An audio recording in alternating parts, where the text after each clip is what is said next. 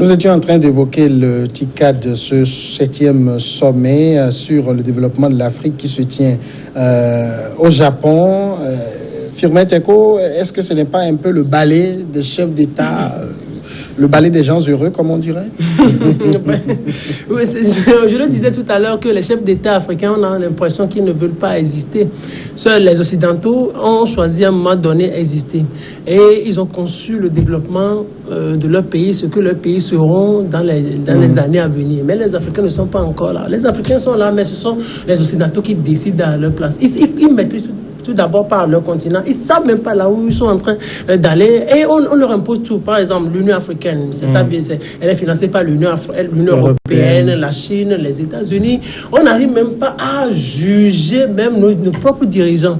On l'a dit ici, sur cette antenne, l'autre fois, que lorsqu'il s'était agi de juger Hissène Habré, il a fallu qu'on le juge tout d'abord à Dakar, mais que les Occidentaux mettent assez d'argent, des milliards, pour pouvoir juger un dirigeant africain sur un seul Africain.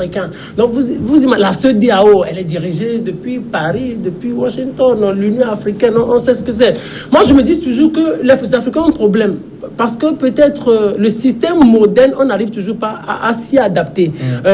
Les Occidentaux ont créé un système qui est un peu incompatible à nos réalités. Donc, c'est pour ça, au début des années 60, ceux-là qui sont arrivés au pouvoir, ils ne comprenaient pratiquement rien et tout venait de l'Occident.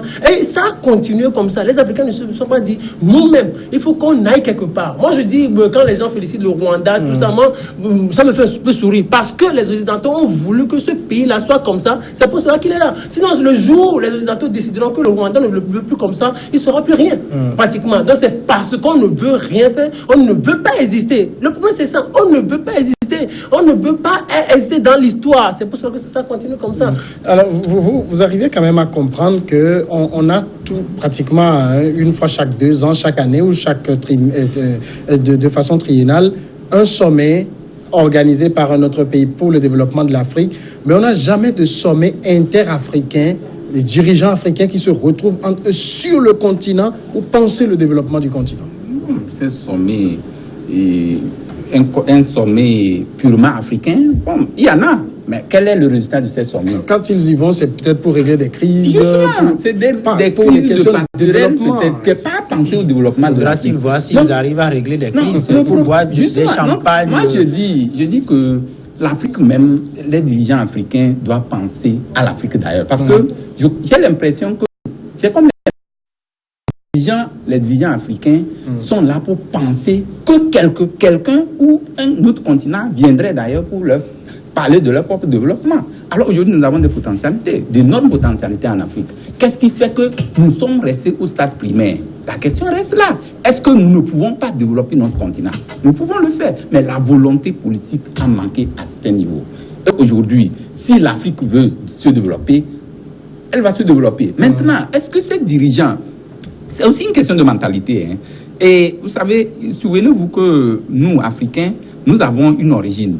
Et cette origine est, je crois, cette origine doit avoir des effets sur notre développement. Imaginez qu'on avait l'esclavage, en passant par l'esclavage, tout ce que nous connaissons, et on doit nous assoiffer pour qu'on puisse être derrière nous, nous conduire comme des animaux. C'est ça qui est en train de suivre. Et aujourd'hui, est-ce que les données ont changé? Non, véritablement non. On parle de l'indépendance de l'Afrique. Moi, je ne vois pas l'indépendance de l'Afrique. Non, elle n'existe pas. Cette indépendance, je ne la vois pas. Quand on dit, par exemple, le Togo est indépendant depuis 1960. Depuis 1960 jusqu'à 2019, nous sommes actuellement, véritablement, c'est vrai, les choses ont changé de façon sporadique. Mais est-ce qu'à l'interne, quelque chose a changé sur le plan économique pour parler du développement de l'indépendance totale du Togo? Je dis non. Quand je dis non, pourquoi? Parce que nous ne pouvons rien décider présentement. Je ne parle pas seulement du Togo. En Afrique, parler d'un dirigeant africain, c'est que ça doit se décider ailleurs. Et c'est où ailleurs? C'est en Europe peut-être, les grands géants, pas des géants asiatiques, géants américains. Ces géants-là, c'est quoi? Qu'est-ce qui fait l'air gigantesque? Je ne comprends pas. Et donc, c'est pourquoi nous devons faire extrêmement attention, parce que nous serons toujours là, derrière ces Européens qui vont toujours nous assoiffer pour nous avoir. Et c'est malheureux parce que nous sommes en train de réfléchir autrement. Mais est-ce qu'ils ne sont pas là aussi pour nous contraindre à ne pas réfléchir, pour atteindre le niveau où ils sont? c'est aussi là, il faut inclure l'idée de développement personnel. Alors, Rodrigue Aego, ce qui va certainement intéresser la plupart des dirigeants africains qui sont à ce sommet, c'est l'enveloppe que le Japon va pouvoir poser sur la table pour le développement du continent. Oui, pourquoi? La question, c'est plutôt de savoir pourquoi c'est ça qui doit les intéresser. La réalité, c'est qu'avec ces enveloppes, ils ne font rien que se retrouver dans une salle, prendre une calculette et diviser ça par le nombre de chefs d'État arrivés. Et ils se mettent ça dans leur poche. Et ces sous, figurez-vous que ces sous ne viennent pas chez nous. Parce que la preuve, quand ils pillent les ressources de leurs États, ils vont les mettre dans les banques dans ces pays-là. Et ces pays les utilisent pour se développer. Et ces pays ont compris que l'argent, à lui seul, enfermé dans une coffre quelque part, je ne sais pas, dans une banque, ça ne génère rien. Donc il faut encore envoyer ça à celui qui est venu mettre ça ici, sans savoir qu'il doit pouvoir rouler sur ça pour avoir les... Voilà, donc c'est ça. Ce qu'ils envoient, j'ai développé ça tout à l'heure, ils ne l'envoient pas, ils ne vous remettent pas ça, et vous disent allez les utiliser. Non, nous-mêmes, nous allons l'utiliser.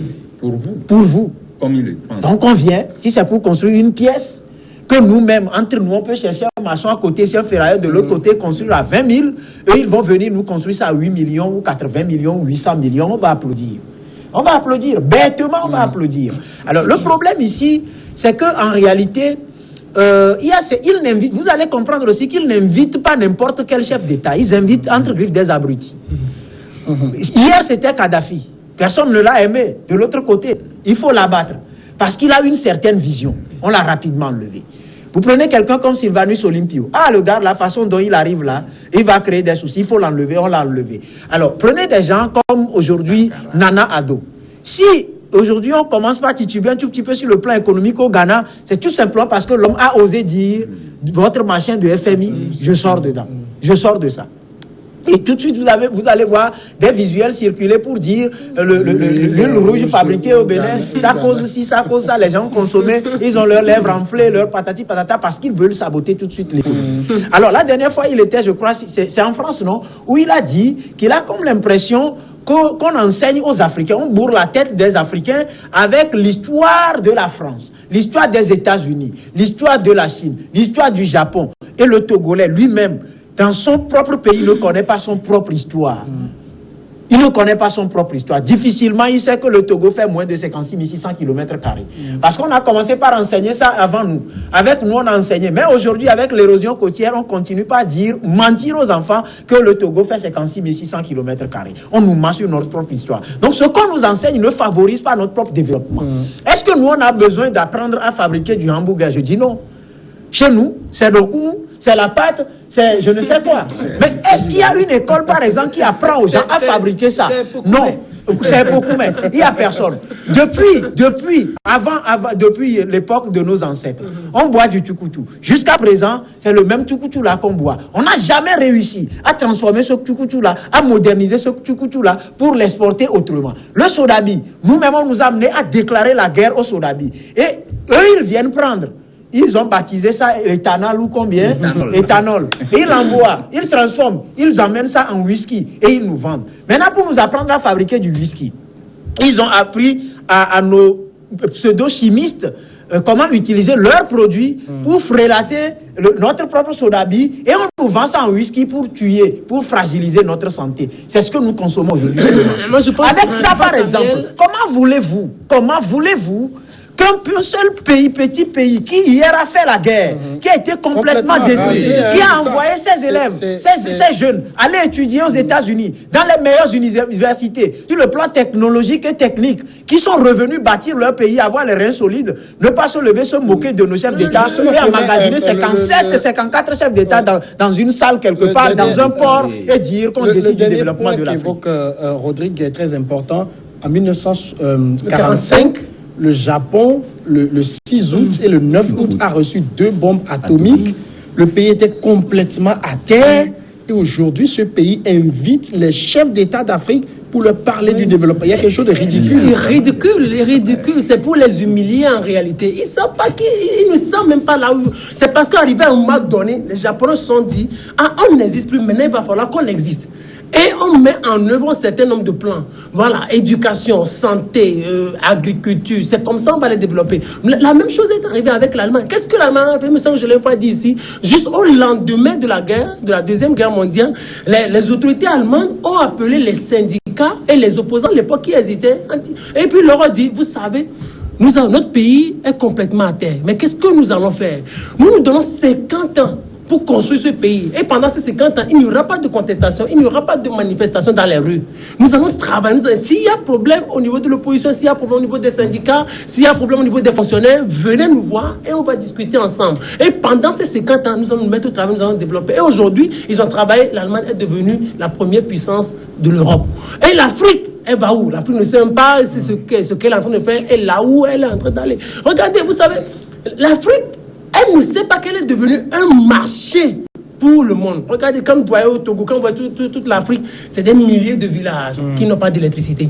Je dirais même pas des milliers, mais des millions de villages qui n'ont pas d'électricité. Des millions de villages qui n'ont pas de route. Des millions de villages qui n'ont pas de centre de santé. Des millions de villages qui n'ont pas d'eau. Qui n'ont pas d'eau. Et des millions d'Africains qui n'ont pas encore accès au smartphone. Et ça qui est fabriqué à partir d'une matière première. Ici. Mais les Africains, les Occidentaux, les Japonais, les Asiatiques se disent, mais il y a en Afrique. Il y a du potentiel. Il y a du potentiel. On a des routes à construire. On a des écoles à construire. On a des hôpitaux à construire. On a des smartphones à vendre. Pour les Africains, ça leur dit pratiquement rien. Ils se disent, on est là, on va prendre de l'argent, on va développer un peu nos pays. Et puis c'est fini, on fait 5 ans, 10 ans ou 20 ans au pouvoir, et puis ça ne dit rien. L'Afrique n'existe pas, c'est parce que les Africains eux-mêmes ne veulent pas exister. Pendant ce temps, la seule chose peut-être à laquelle pense le jeune Africain, c'est de prendre un bateau, de se tuer en mer pour regagner ces pays-là, et finalement, c'est tout. Oui, mais pourquoi ils prennent les bateaux pour aller? C'est la question qu'il faut poser. Est-ce que ce n'est pas le mieux-être qu'ils sont en train de chercher ailleurs? Alors, ce mieux-être-là, on ne peut pas l'avoir en Afrique. On peut l'avoir. C'est pourquoi je parle d'une question de mentalité. En fait, l'Africain doit penser que chez moi, je peux devenir ce que je peux être ailleurs. Donc, si à partir du moment où ces interrogations sont posées, on trouve des réponses à ces interrogations, on n'a pas besoin de quitter ici pour prendre les naufrages que nous assistons tous les jours. Tout ce que nous assistons, ces multiples naufrages et puis... c'est nous-mêmes. Des scènes qu'on voit dans les eaux internationales italiennes. Les bateaux qui attendent, le pays ne veut pas recevoir. On fait un jeu de ping-pong avec des êtres humains.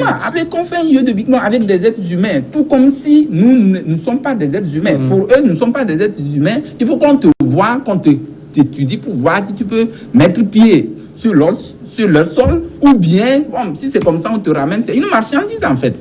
Donc c'est ça qui est dangereux. Et je dis que, et moi je dis, ça il faut le reconnaître aussi. Est-ce que c'est vrai, ces pays-là ne sont pas devant nous? Ça veut dire que sur le plan économique, est-ce qu'ils ne sont pas en avant sur l'Afrique? Ça il faut le reconnaître, ils sont en avant. Pourquoi ils sont en avant sur l'Afrique? C'est la grande question. Le travail dans un premier temps, c'est le travail. Ils se développent avec nos matières premières. Parce que quand vous voyez même la France aujourd'hui, la France n'a pas assez de matières premières. C'est pourquoi je dis c'est une question. C'est avec nos matières qui se développent. C'est une question de mentalité. Il faut que nous-mêmes nous sachions que quand nous produisons, on peut transformer. Si nous pouvons transformer, on n'a pas besoin d'aller mettre nos matières premières pour qu'on nous les transforme, nous venir nous vendre ça cher. Regardez, papa, et puis si c'est comme ça, Samuel, nous sommes en train de chercher, nous, notre propre échec.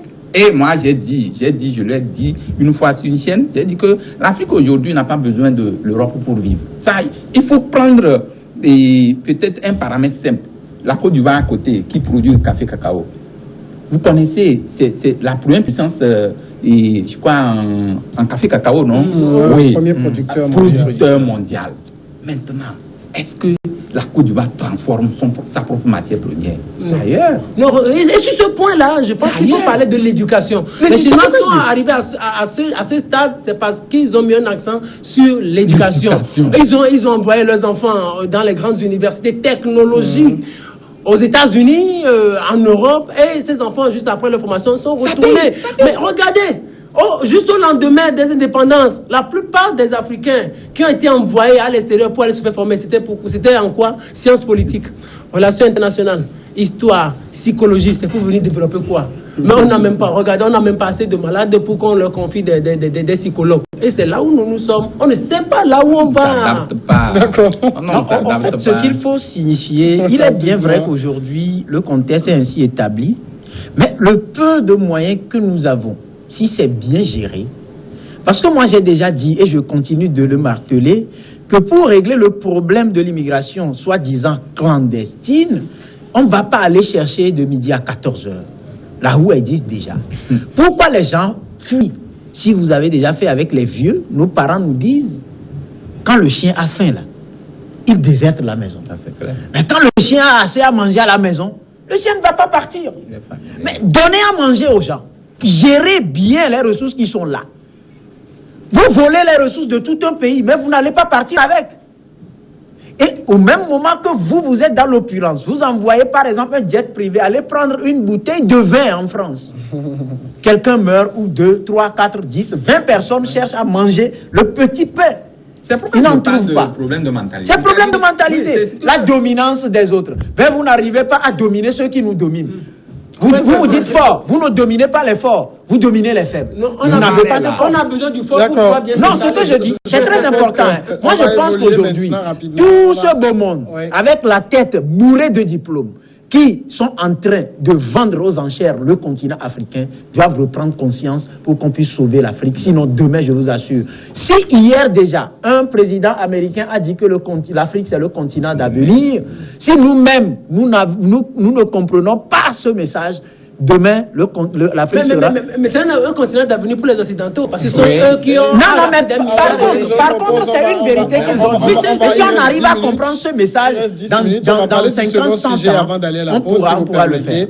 faire. Nous parlons maintenant du Soudan avec les dossiers urgents de l'équipe d'Abdallah Hamdok. La nouvelle équipe dirigeante doit être dévoilée dans la journée d'hier mercredi, mais elle a pris un peu de retard. Un retard que laisse entendre de nombreuses déclarations dans la presse. Le Premier ministre soudanais Abdallah Hamdok avait au départ 24 heures pour former un gouvernement de 14 postes ministériels. Il a reçu pour cela 49 noms qui ne lui a été transmis que le mardi dernier, une liste de propositions envoyées par la Force pour la liberté et le changement. Ce sera donc le premier gouvernement civil depuis 30 ans au Soudan, mais il faut dire déjà que ce gouvernement est très critiqué par le Front pour le mouvement de libération du Soudan, qui de son côté estime qu'il faut simplement la lutte armée pour délivrer le Soudan. Comme Imayaba, le Premier ministre soudanais est en place, mais il a du pain sur la planche. Oui. Il a du sérieux pain sur la planche. Et ce qui se passe, c'est vrai que il a été nommé, c'est pas à l'unanimité, parce qu'il a été accepté par les contestateurs, qui sont acceptés qu'il soit nommé au rang du Premier ministre où il est actuellement. Maintenant, vous voyez ce qui est en train de se passer là-bas. Vous voyez, ceux qui ont accepté hier qu'il soit à la place veulent imposer leur dictat. Vous voyez, 49 non, 49 envoyés, non, alors qu'il faut choisir 14 ministres. Que faire? La question est là. Mais moi, je dis que il n'a que... C'est vrai que dans un premier temps, c'est un Premier ministre. D'abord, c'est deux. Il fait face à deux situations. Et la première situation, c'est le chef, avec celui de l'armée, c'est-à-dire que le général... Le général... le contingent militaire est là, qui ne veut pas céder, il faut les inclure, puisque c'est un accord qui a été signé. C'est pour une période, général Al-Boraki, voilà. Donc, ça veut dire qu'eux aussi, il faut qu'ils rentrent dans le gouvernement. 14 personnes, cela envoie 49. Il faut choisir 14 personnes. C'est pas facile.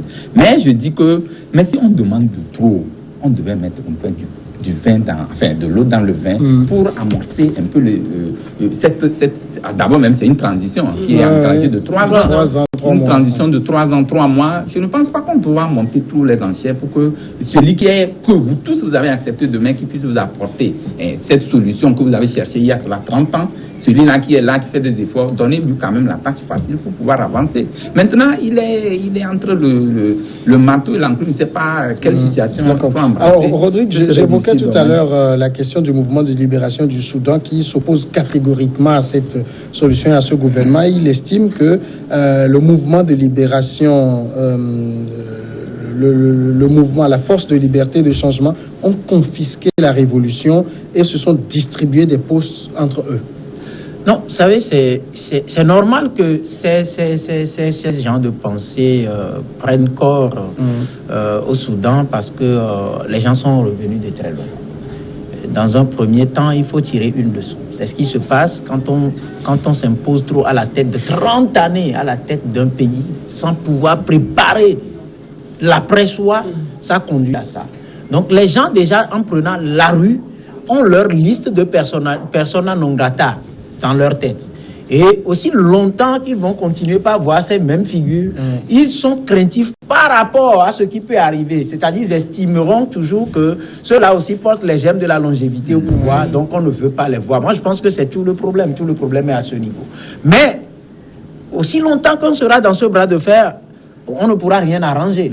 Donc, moi, je pense que c'est une période transitoire. Et dans cette période transitoire, il n'y a pas grand chantier que de remettre des bases solides, d'institutions fortes, de bases constitutionnelles qui permettent à quiconque de briguer un mandat ou peut-être, si possible, renouveler une seule fois et quitter, vider le plancher.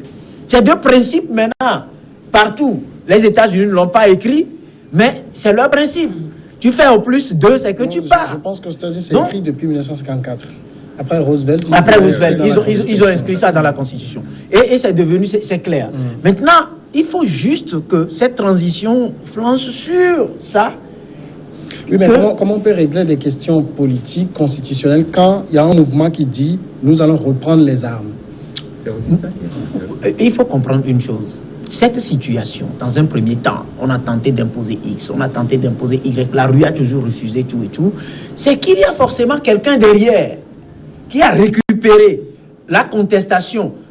À la première étape, c'était je dirais, orpheline, cette contestation. Il n'y avait pas de père. Hein? Mais aujourd'hui, il y a forcément quelqu'un derrière qui tire sur les ficelles. Et dire, nous allons reprendre les armes, ça sous-entend que les gens ont les armes. Oui. Les gens ont des sources de ravitaillement. Ainsi de suite, et veulent faire face à une armée régulière. Là, comprenez qu'il y a un autre commerce qui s'ouvre carrément et que quelqu'un, quelque part, est en train de protéger ses intérêts qu'on ne voit pas. Parce que jusque-là, la contestation ne nous permet pas. Repartir à la base. Qu'est-ce qui s'est passé pour qu'on ait cette contestation, ce soulèvement? C'est l'augmentation du prix du pain.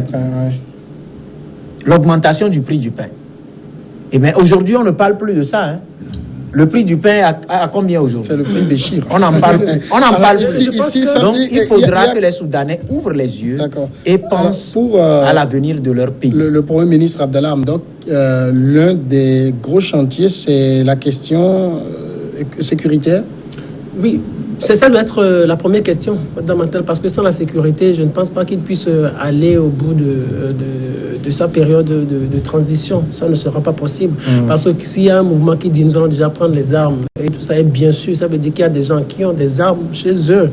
C'est surtout dans le Darfour. Oui, on sait qu'il y a des armes. On sait qu'il y a des armes. C'est un pays qui a connu assez d'instabilité dans toute son existence.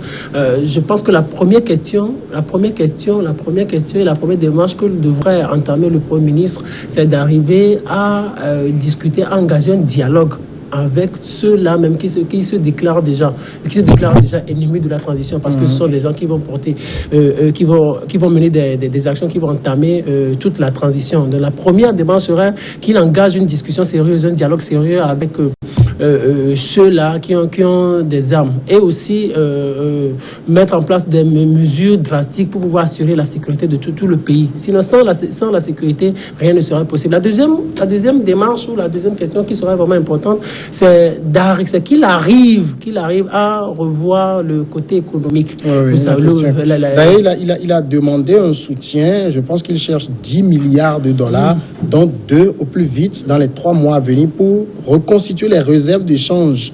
Parce que les réserves d'échange sont complètement épuisées. Elles sont complètement épuisées. Vous imaginez que l'économie est à terre depuis la sécession en 2011, et aussi c'est un pays qui a été privé ou qui a subi 2 décennies de sanctions américaines. Donc l'économie est complètement à terre. Donc il a besoin d'argent. Et l'autre chose sur laquelle moi je voudrais insister, c'est le côté transparence de la chose.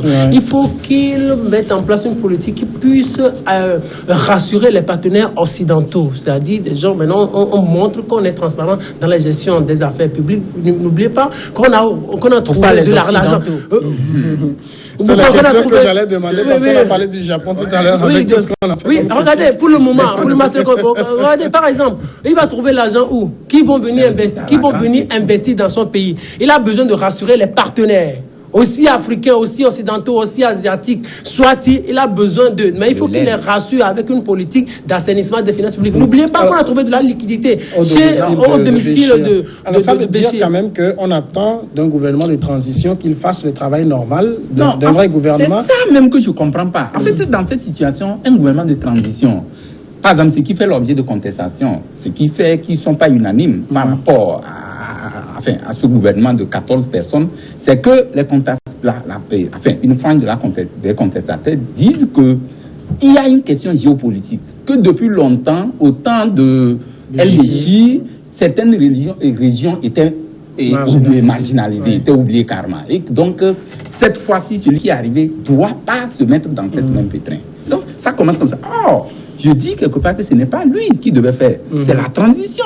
Il devait mettre les bases solides pour amener un gouvernement qui est transparent et commencer un travail de fond. Là, comme ça, on va avoir l'équilibre dans tout le pays. C'est ça qui fait aujourd'hui que chaque fois qu'ils sont là, ils disent non, ce que Béchi avait fait, il ne faut pas que l'autre la tombe dans le même pied. Et donc, ce n'est pas véritablement des bases solides pour pouvoir arriver. La transition, faire exactement le travail d'un régime élu. C'est difficile. Non, au fait, c'est pourquoi on l'appelle transition.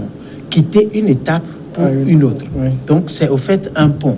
Et ce pont doit pouvoir stabiliser, baliser la voie pour que ceux qui arrivent puissent bien arriver d'abord. C'est ça aussi. Bien arriver, c'est-à-dire que ce soit des gens, que les règles soient établies pour tous, qu'il n'y ait pas des gens qui mangent, qui boivent du miel comme eau, et d'autres qui prennent, je dirais, l'eau de ménage, comment vous les appelez, les eaux usées, comme vin.